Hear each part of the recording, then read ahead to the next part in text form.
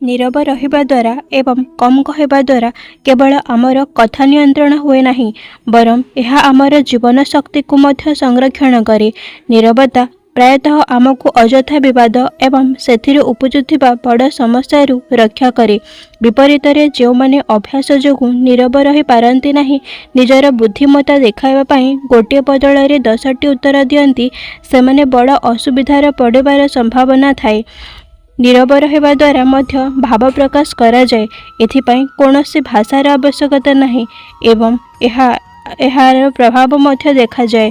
कथा न कहबा केवल नीरवता नुहे, प्रायतः लोक माने कथारे विराम को नीरवता बोली मानि थांती। किंतु जदि हार मनरे चिंतार अशांति किंबा तांको मनरे अन्य व्यक्ति प्रति घृणार लहरी उठुଥାଏ तेबे हाकु नीरवता कहा जाई पारिबो नाही।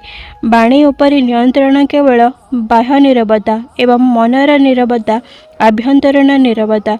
जेतेबेले प्रकृत एवं संपूर्ण नीरवता हेउची जोंथिरे मन एवं बाणी उभय संपूर्ण थाए।